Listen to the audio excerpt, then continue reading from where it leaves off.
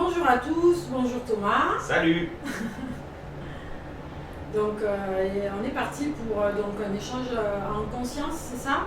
Oui, un petit échange en conscience sur le thème du Lâcher prise. le lâcher prise.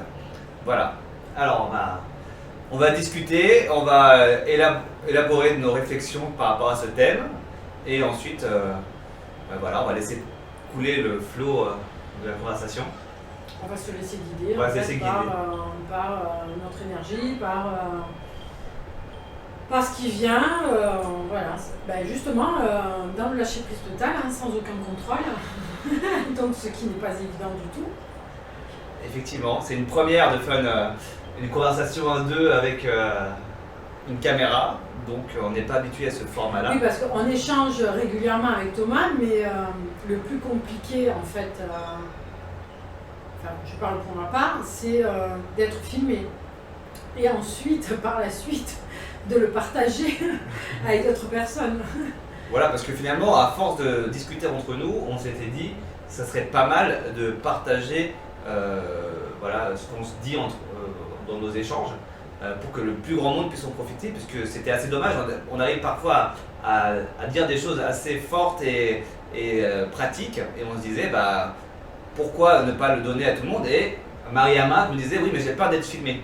Alors dans ce cas, j'ai dit, autant faire un challenge, filmons-nous, et on verra ce que ça donne. Donc voici la première vidéo ensemble. Première expérience. Première expérience. Donc voilà, donc on est ravis de vous avoir avec nous pour cette expérience de présence. Et de partager ça avec vous. Voilà, donc le lâcher prise. Alors Mariama, pourquoi ce thème pourquoi tu as choisi ce thème aujourd'hui? Alors pourquoi ce thème on l'a choisi aussi en accord tous les deux, hein. On avait plusieurs petites idées, mais à l'heure actuelle, je trouve et je ressens le besoin de lâcher prise encore plus dans ma vie, dans mes projets professionnels.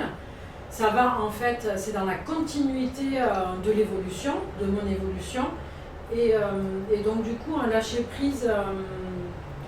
De lâcher prise, se laisser en fait guider vraiment par nos envies, par nos besoins, et on se rend compte au fur et à mesure qu'il y a malgré tout une partie de nous qui contrôle, qui veut contrôler. Alors ça nous amène à quoi en fait tout ça? Ça nous amène au fait que c'est des peurs. C'est des peurs de se montrer, des peurs de parler, des peurs de s'exprimer, des peurs et on en revient en fait aux blessures aussi. Aux blessures, la blessure en fait, la peur d'être rejeté, la peur d'être critiqué, mais ça fait partie du jeu aussi. Donc à un moment donné, on se dit, et pourquoi pas? Et allez, on y va. Ben oui, parce que le lâcher prise au final, c'est un peu le frère jumeau du contrôle. Et donc le contrôle, c'est un mécanisme qu'on a tous en nous, qu'on le veuille ou non. C'est comme si on avait une sorte de besoin de vouloir que les choses se passent de certaines manières, n'est-ce pas? Et toi, comment tu le définis? Comment tu définirais le contrôle pour que les gens puissent finalement faire un lien avec leurs expériences de vie? Le contrôle, c'est je me lève le matin, je me dis j'ai prévu en fait de faire ça et ça. Sauf que quand tu es dans le cheminement, des fois ça se passe pas comme en fait tu aurais souhaité en fait que ça se passe. Et là, quelle est ta réaction? C'est où on s'adapte et du coup on se laisse guider et on se dit ok, finalement ça s'est pas passé comme ça, donc ok, j'accueille, j'accepte. Et je me laisse guider. Et peut-être que derrière cet événement-là se cache souvent une opportunité, un cadeau même, j'ai envie de dire.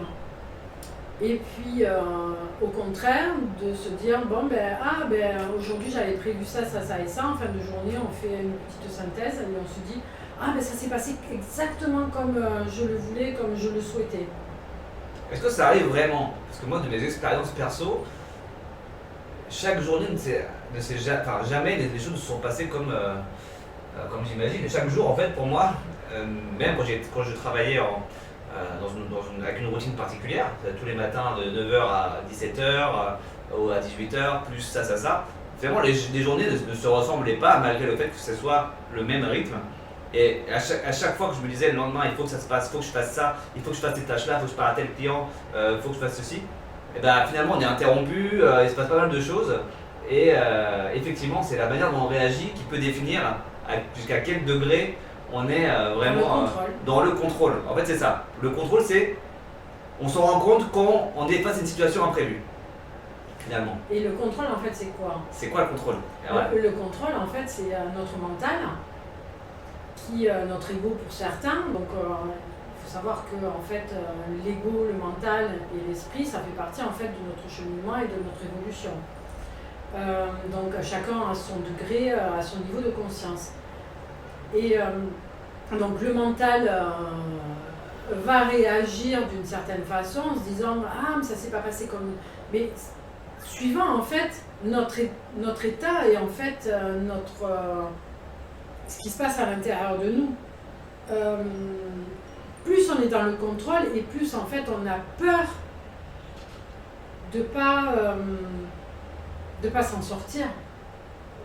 D'accord, donc en fait le contrôle c'est vraiment un mécanisme de défense contre les peurs en fait. Oui, on est dans notre zone de confort, on est zone de sécurité.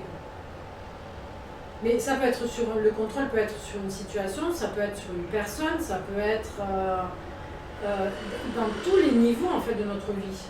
Oui, d'ailleurs, quand tu parles de ça, le contrôle, on pourrait aussi le définir sur il faudrait que ça soit comme ça.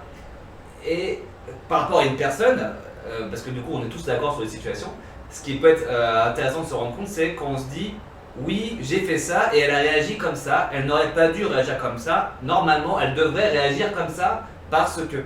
Alors quand on est là-dedans, on est donc dans une notion de contrôle et on se dit, tiens, franchement, pourquoi est-ce qu'elle a réagi comme ça? Parce que selon notre schéma intérieur, une personne qui est comme ça doit réagir comme ça, et comme ça ne se passe pas comme ça, et du coup on souffre.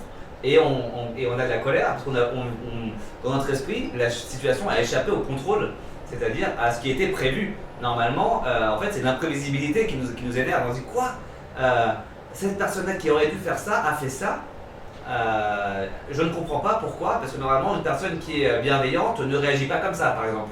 Et dans ce cas-là, ça sort de nos schémas et on se met à… Et là, du coup, on est dans le jugement. Et on tombe dans le jugement, donc dans le contrôle de ce qu'aurait dû… ce que devraient faire les gens en fait, parce que finalement on est là, on se dit les gens devraient réagir de cette manière, une personne bien civilisée devrait fonctionner comme cela, et en fait finalement on est dans une sorte de mécanisme mental de contrôle et de projection en fait sur les personnes et les situations. On peut l'extrapoler à plein de choses, et c'est là où on se dit quoi finalement et là on arrive donc à ce moment-là à se dire bah il n'y a pas d'acceptation de ce qui se passe. C'est là la clé, c'est que dans le contrôle, on va être en mode, on va souffrir pour le futur, c'est-à-dire j'aimerais que les choses se passent comme ça, il faut que ça se passe comme ça, mais on va souffrir par le passé, avec les choses ne se sont pas passées comme ça aurait dû se passer comme ça, n'est-ce pas? Finalement, les liens dans le contrôle ils vont être dans le futur et dans le passé, et ça va être très fortement marqué comme blessure après, non? Oui, mais… Je bug. Tu bugs par rapport au contrôle futur-passé, tu vois des liens qu'on pourrait faire? Oui, parce qu'après on tombe dans l'analyse, on tombe dans les projections, on tombe dans les interprétations, on tombe dans mon Dieu, mais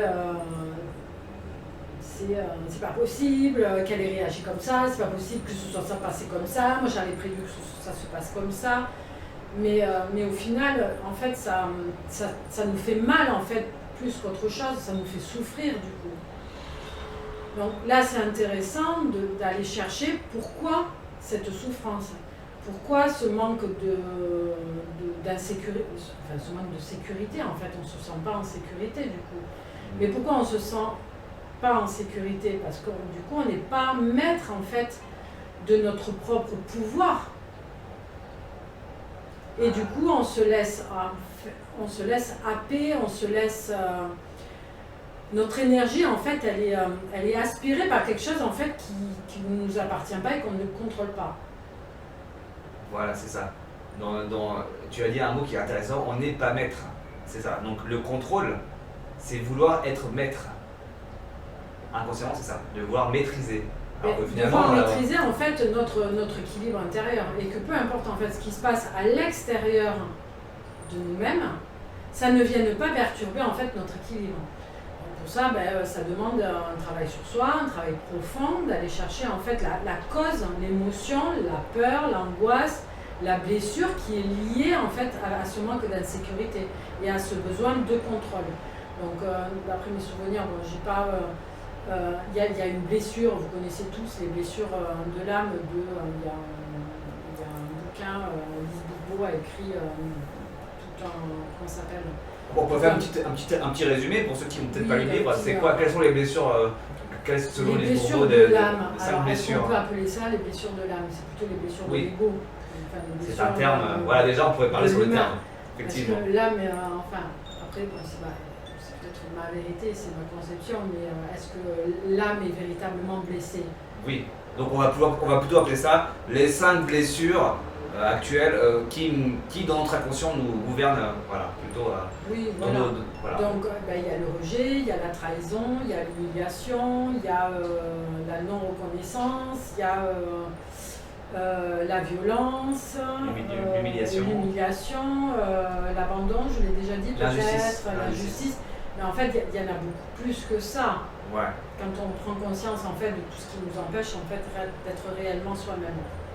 D'être tout simplement. En résumé, il y a dans notre inconscient, dans notre manière de fonctionner, des blessures, des choses qui se sont passées à un moment donné, qui nous affectent dans notre présent, dans nos pensées actuelles et dans nos comportements actuels. Et selon ce livre, elle en a résumé en 5, mais voilà, on se rend compte que rien qu'en discutant, qu'il y en a beaucoup plus que 5. Voilà, le fait d'en faire 5, c'était juste histoire de mettre des grandes familles. Voilà, c'est ça. Les blessures qui nous empêchent d'être nous-mêmes. Voilà.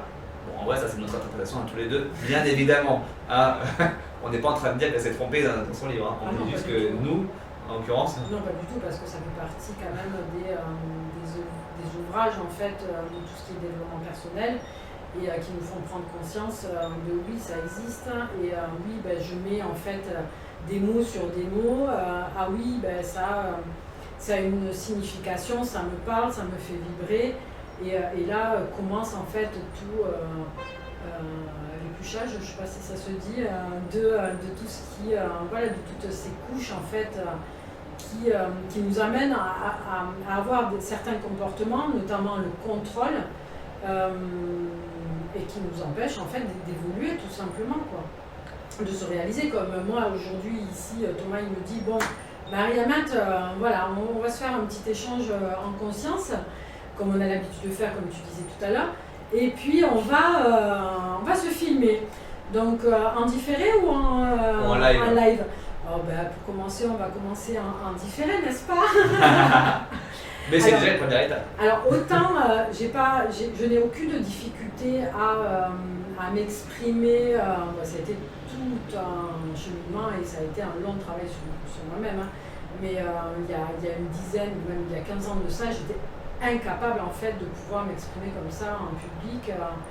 Donc comme quoi, voilà, tout change, tout évolue et la véritable quête, c'est la réalisation de son être, quoi. Donc de son âme, voilà, à travers ce corps, cette matière, donc du coup, là, ce qu'on vient de voir, c'est que le contrôle, finalement, nous empoisonne l'esprit. Ce qu'il faut retenir de ça, c'est de dire que à toi, le contrôle est, dans les cas qu'on a cités, nous empoisonne et nous fait souffrir. Et le lâcher-prise, finalement, est la réponse, et l'antidote, comme diraient certains, à ce contrôle. Alors, c'est quoi le lâcher-prise? Alors, c'est quoi le lâcher-prise? Alors, il faut faire attention avec ce mot, c'est pour ça qu'on a voulu faire ce thème, c'est parce que le lâcher-prise est devenu une injonction, en mode, il faut que tu lâches prise. Non. Alors que déjà, le lâcher-prise, dès qu'il y a le mot « il faut », le lâcher prise, voilà, on est dans le contrôle. Et donc le lâcher prise n'existe plus. Le lâcher prise apparaît. Voilà, pour moi, en tout cas, dans la manière de réfléchir, le lâcher prise, c'est quand justement on a pris conscience qu'on ne peut pas contrôler. Mais en fait, Alors, c'est quoi? C'est une illusion en fait. Voilà. Ça serait complètement égotique, complètement égocentrique de se dire qu'on peut contrôler quelque chose. On ne contrôle rien du tout. On a juste en fait c'est une impression en fait de pouvoir contrôler les choses. Mais tout est en éternelle évolution et en perpétuel en fait mouvement. On parle d'instant présent, mais en fait on ne contrôle même pas. Enfin, je veux dire, ça serait complètement illusoire de se dire un instant présent. Non, on ne contrôle pas. On ne contrôle pas. On ne contrôle rien du tout. Et quand on est dans le lâcher prise, alors être dans le lâcher prise, c'est quoi le lâcher prise? C'est ok, moi je me fous de tout. Voilà, ça c'est pas le lâcher prise, ça c'est le je m'en foutisme. Le je m'en foutisme est souvent confondu avec le lâcher prise. C'est pas ça.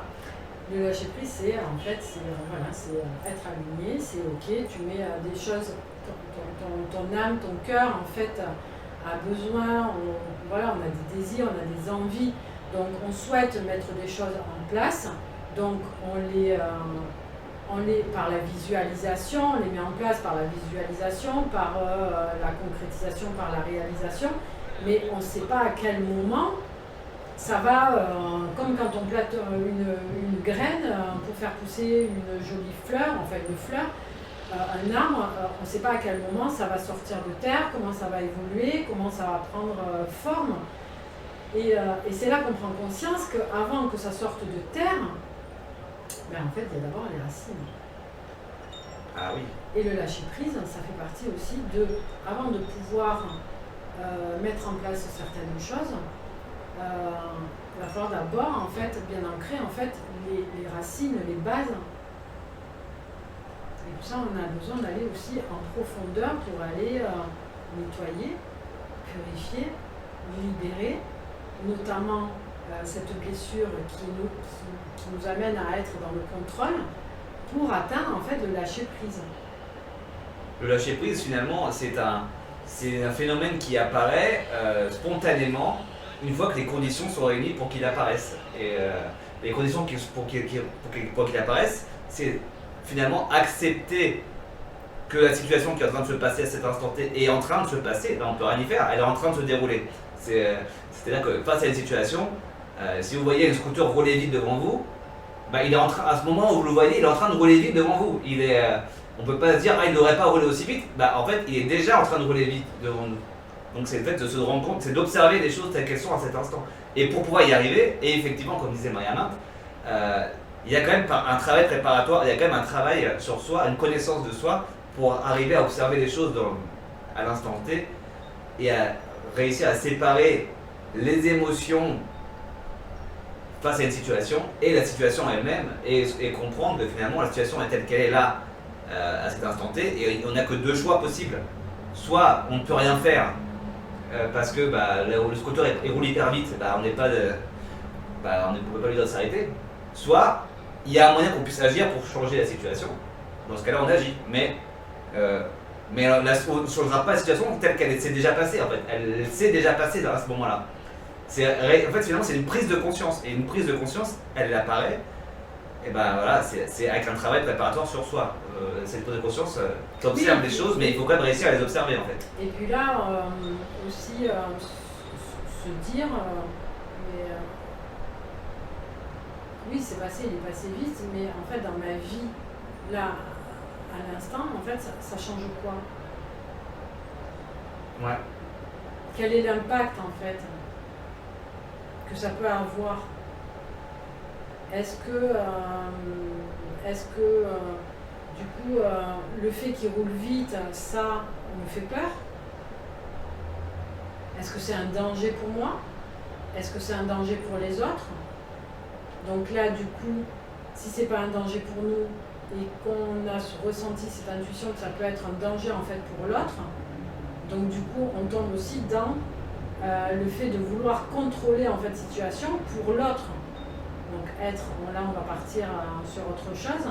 Ah mais si, le contrôle des autres, on en a parlé, mais la peur pour les autres, le vouloir protéger les autres, contrôler que leur vie se passe au mieux quand on est parent, c'est d'ailleurs un des principaux traits de caractère de tous les parents. Donc moi je suis même papa, c'est de vouloir que notre enfant ait la meilleure chemin de vie possible et lui éviter des problèmes.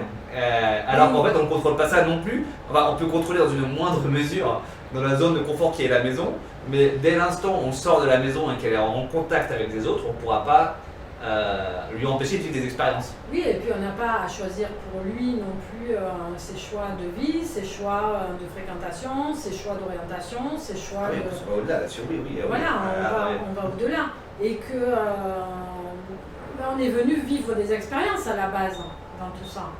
Donc si tu l'empêches inconsciemment de vivre les expériences pour lesquelles il est venu, même si ça part d'un bon sentiment de le protéger pour lui éviter, mais il est obligé en fait de les vivre ces expériences-là pour comprendre en fait les choses. S'il ne les comprend pas à ce moment-là, ben, il devra les vivre, les expérimenter le jour où il ne vivra plus avec papa ou avec maman, et donc du coup peut-être que ça fera encore plus de dégâts ou pas. Hein, là je parle. Oui, là on extrapole un peu, hein, mais. On extrapole, mais du coup, en fait, le fait de vouloir contrôler, déjà sur soi-même, mais sur notre entourage, déjà, ça peut avoir des fois, l'intention première peut être en fait de protéger, mais des fois, ça peut avoir des conséquences beaucoup plus fortes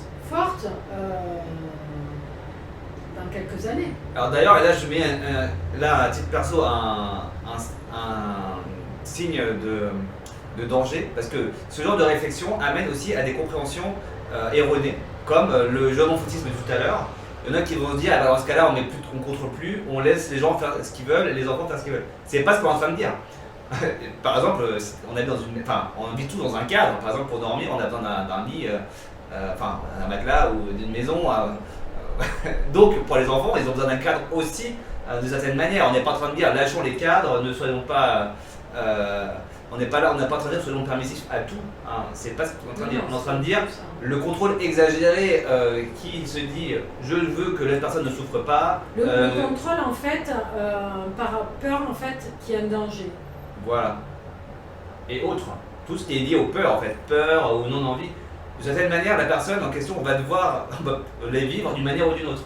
C'est-à-dire que si on se dit, j'ai pas envie que tu fréquentes tel type de personne, eh ben, crois-moi, à l'adolescence, potentiellement elle le fera. Mais dans tous les cas, on ne pourra pas les empêcher de vivre leur vie éternellement. Pour les enfants, en l'occurrence. Mais dans d'autres cas, dans les relations de couple, c'est pareil. Tu dois être comme ça pour me satisfaire. Là aussi, c'est une question de contrôle complètement absurde.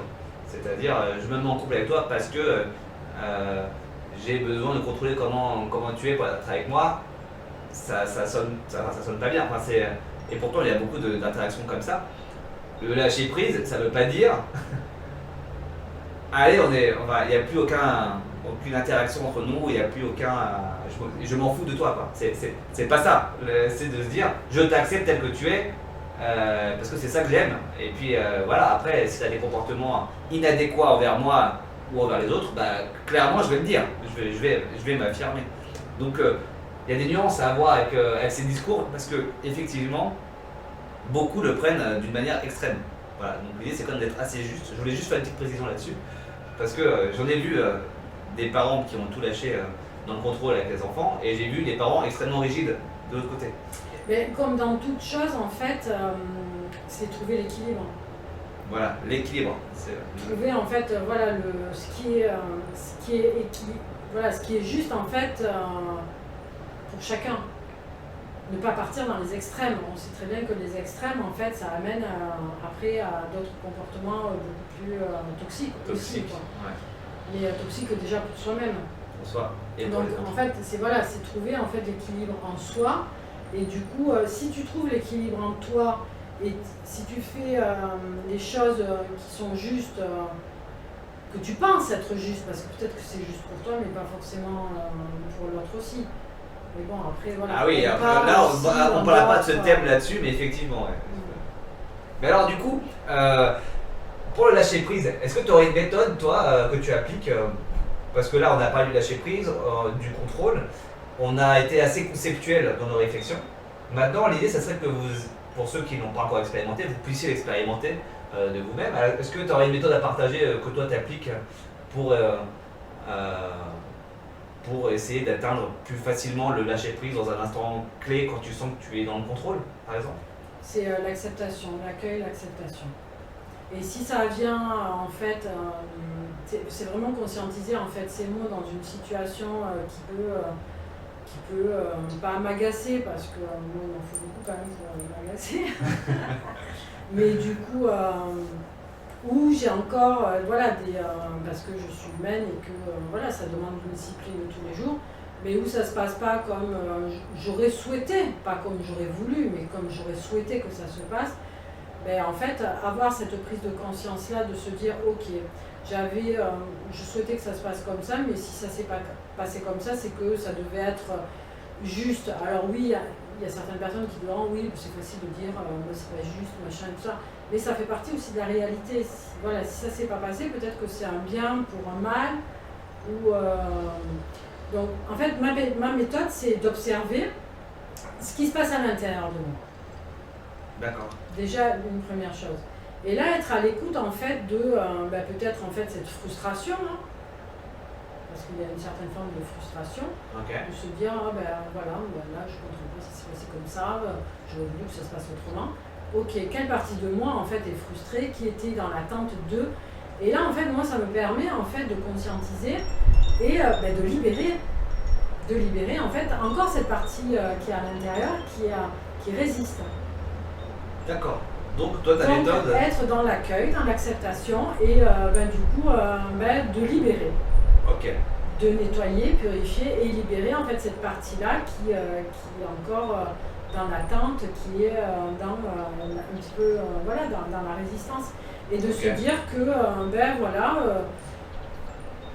si ça se passe pas aujourd'hui ou ça s'est passé d'une certaine façon, c'est que c'était en fait bien pour moi.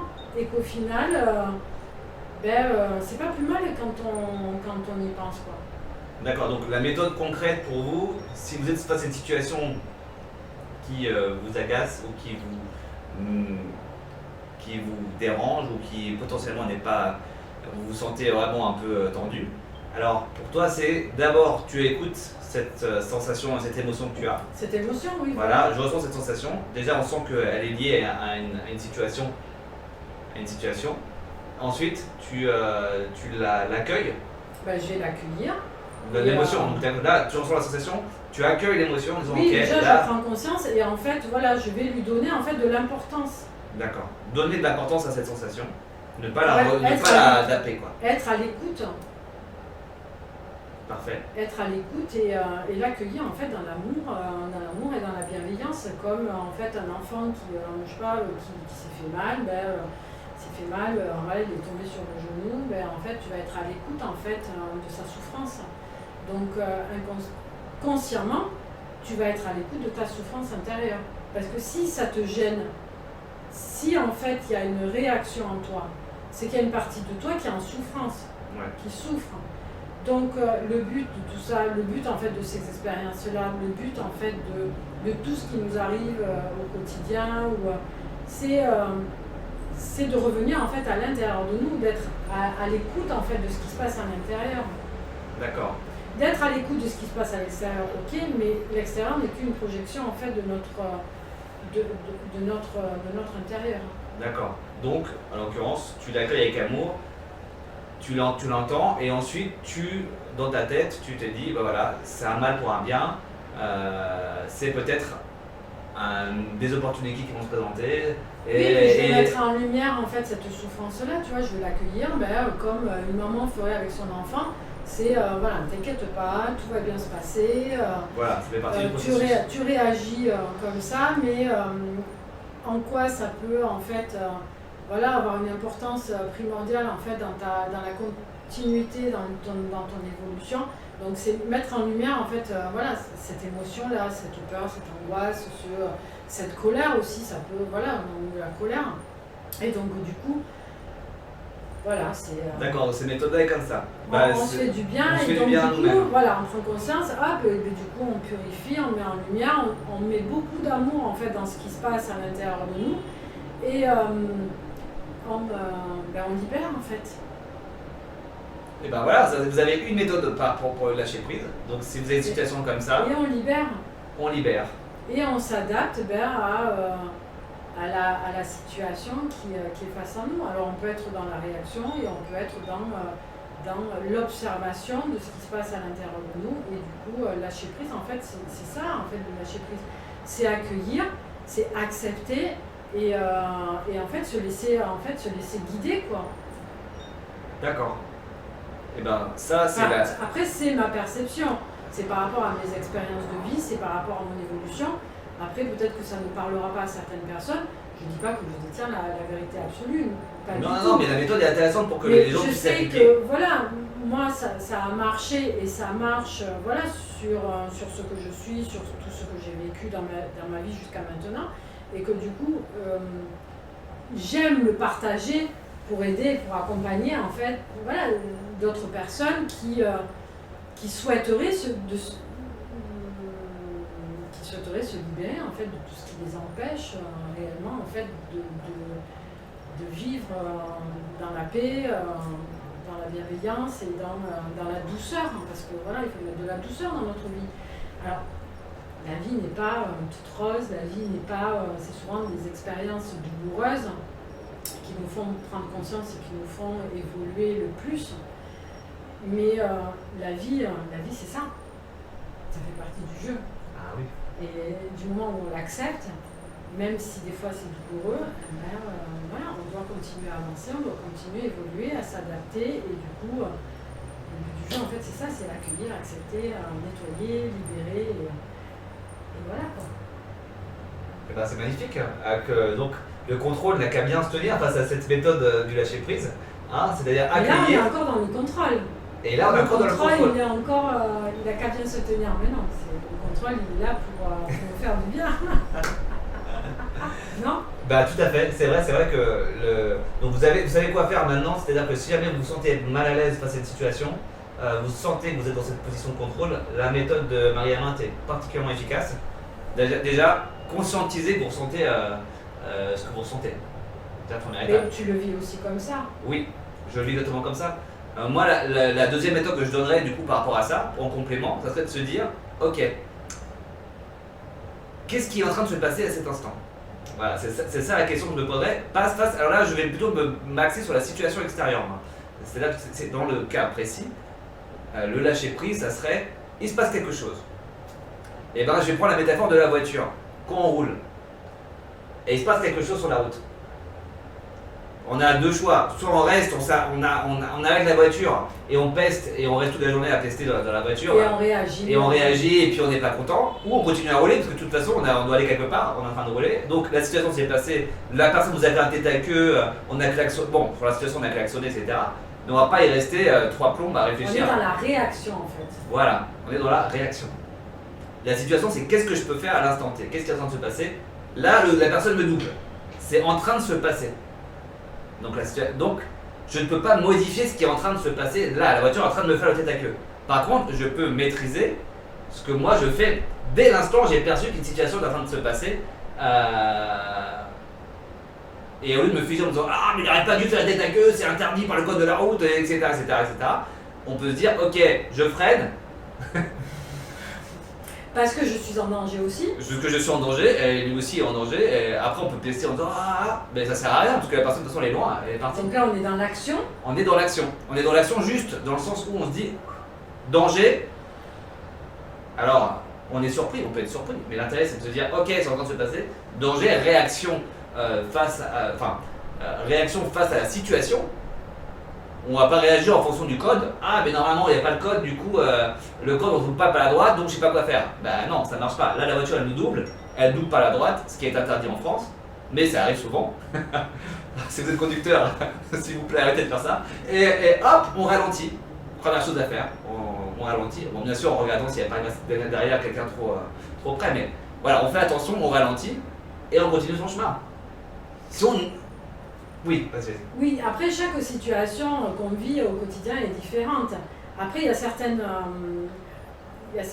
expériences, certaines situations qui sont là aussi pour nous tester et pour nous mettre à nous-mêmes en fait des limites.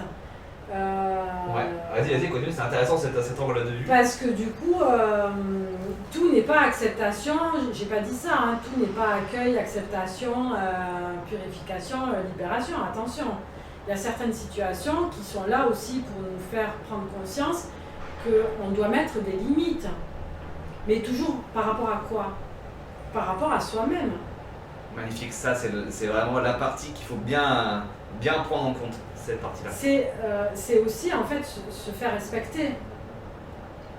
Lâcher prise n'est donc pas ne rien faire, accepter tout, aimer en mode bisounours. C'est voilà, il y a pas ça qu'on a certaines dit. situations qui sont là pour nous faire évoluer. Et du coup, c'est toujours en fait un travail sur nous-mêmes à la base. Hein. Tout ce qui se passe à l'extérieur, ça vient résonner à l'intérieur pour nous faire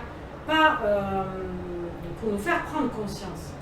Donc à nous après, pas être dans la réaction justement, mais être dans l'action de qu'est-ce que je dois mettre en place pour ne plus vivre cette situation-là.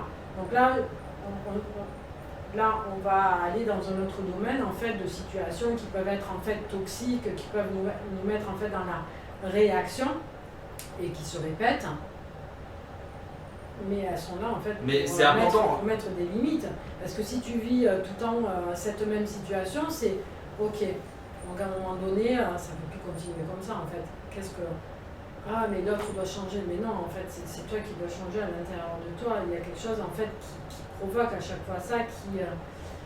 On est énergie, on est vibration. Donc tout ce qu'on vibre à l'intérieur de nous, ben, en fait, on va l'attirer à l'extérieur de nous. Si tu es en colère, ben en fait, tu vas vivre des situations, tu vas créer des situations qui vont te faire vivre de la colère. Mais pourquoi? Mais pour que juste, en fait, tu prennes conscience que tu as de la colère à l'intérieur de toi. Et que, mine de rien, tu as le droit d'avoir de la colère à l'intérieur de toi. Mais cette colère ne doit pas t'empêcher, en fait, de te réaliser, de t'aimer et d'être toi-même. Parce qu'on passe sur un autre aspect aussi dans le contrôle, parce que dans l'exagération de ces histoires-là, les gens vont vouloir se couper les émotions en disant il ne faut pas avoir de la colère, de la tristesse, de la peine, on va contrôler ça. Alors qu'on n'a pas dit ça non plus. Le lâcher prise, c'est tout sauf ça. C'est justement accepter ce qui est là. Il y a de la colère, il y a de la colère. Voilà, c'est tout. L'idée étant de ne pas se faire dominer, aveugler par la colère et agir sous l'impact de la colère. Là, il y a une différence. Et c'est pour ça qu'on a parlé de limites. Donc en fait, dans sa méthode, on parle bien de méthode intérieure en disant ce que je ressens là, c'est ce que je ressens à cet instant T, je le libère. Moi, je parlais plutôt de situations vers l'extérieur dans l'action, qu'est-ce qu'on peut faire? Les deux sont interreliés parce qu'en libérant la situation, l'émotion, on va pouvoir agir de manière juste. C'est ce que les bouddhistes disent en disant l'action sans émotion négative est la meilleure des actions. Voilà, c'est-à-dire que si tu te face à une situation compliquée où les émotions négatives prennent le dessus, mieux vaut attendre que la colère soit retombée avant de parler ou d'agir. Parce que finalement, quand on parle sous l'impact de la colère forte, on va généralement empirer les choses. Alors Oui, et après, excuse-moi, après on ne dit pas ne pas être dans la réaction. On a besoin en fait d'être dans la réaction pour comprendre des choses. Mais ça ne doit pas en fait te faire du mal à toi. Ou faire du mal aussi à autrui ou à ton entourage des fois. C'est là en fait qui est le travail à faire. C'est de ne pas t'empêcher de ne pas te faire du mal et de ne pas faire du mal aux autres. Donc voilà, là c'est l'essence de ce thème, c'est pour ça que le thème est subtil et il y a beaucoup de, on pourra en reparler à d'autres moments, il y a beaucoup de ramifications. Quand on parle de lâcher prise et de contrôle, voilà, on parle aussi de juste milieu et d'équilibre. Voilà, donc l'idée, comme on l'a bien dit, c'est que comprendre qu'il y a des situations, des moments, des instants qui nous font souffrir parce que justement on a cette volonté de vouloir tout maîtriser, mais derrière c'est normal de ressentir des émotions, c'est normal de ressentir des réactions, Voilà, l'idée étant de trouver le juste milieu pour pouvoir ensuite poser les actions les plus efficaces pour soi et pour les autres, pour être serein en fait. C'est ça. Et donc le lâcher prise, c'est juste agir en fonction de la situation. Voilà, c'est ça que j'aimais beaucoup dans un enseignement que j'avais reçu. Il nous disait, ben voilà, le sage n'est pas préconfiguré, le sage vit d'instant en instant, et face à une situation, il agira en fonction de ce qui se passe. Donc le sage répond à la situation. Il ne réagit pas en fonction de paramètres programmés en disant ah ça c'est comme ça, c'est comme ci. Il va réagir, quelqu'un est en train de se noyer, je saute à l'eau. Voilà. Si la personne est en train de se noyer, je vais pas sauter à l'eau. C'est aussi simple que ça. Et donc c'est dans l'équilibre. Il y a de la colère, bah, j'exprime ce que je ressens parce qu'il se passe cette situation. Il y a peut-être le moment de poser une limite. Ça veut dire qu'est-ce que ça veut dire, quel est le message transmis par l'émotion. Donc les émotions sont importantes en fait. Si on réagit d'une certaine manière, c'est qu'il faut comprendre qu'est-ce qui nous fait réagir. Donc l'idée n'est pas de cacher. Donc, quelle est la leçon que j'ai à apprendre de cette situation-là? Voilà, et comment agir au mieux dans cette situation et qu'est-ce que je dois faire, qu'est-ce que je peux faire au mieux moi maintenant face à ça, avec les émotions que je ressens. Et le lâcher prise, c'est juste peut-être comprendre que dans cet instant, c'est ce que je ressens. Hein. Et voilà, c'est tout. Il n'y a rien d'autre derrière cette notion. Mais le lâcher prise, c'est quelque chose qui apparaît, comme on disait, c'est pas quelque chose qui se construit. C'est pour ça qu'on peut, si vous essayez de maîtriser le lâcher prise, vous êtes dans le contrôle et du coup vous êtes à côté du sujet. C'est ce qu'on essaie de dire dessus. Non, en résumé, c'est ce que je tenterai de dire. Pour toi, est-ce que tu as un résumé à faire, une conclusion sur le sujet par rapport à ça? Laissez-vous vivre. Voilà, vous embêtez pas quoi. Vivez, soyez vous-même et puis agissez en fonction quoi. La vie est un jeu. Avec un grand J. En tout cas, merci pour avoir participé avec nous à cette petite discussion en conscience, échange en conscience. On en fera assez souvent sur des thèmes comme ça un peu variés. N'hésitez pas à nous partager vos réflexions, vos commentaires, si vous voulez qu'on approfondisse certaines notions. Ça sera un plaisir d'y répondre ou voilà, de vous aider ou même de vous accompagner dans votre cheminement. Et pareil, si vous souhaitez qu'on parle d'un sujet en particulier avec notre vision, avec un plaisir aussi. Voilà, n'hésitez pas à nous le dire, à nous le faire passer comme message, que ce soit par commentaire, par mail, par téléphone, voilà. On est disponible, voilà. Et on se dit à bientôt pour le prochain échange sur ce super canapé que franchement j'ai beaucoup aimé. Et on se dit alors à la prochaine, merci pour cette expérience. Merci.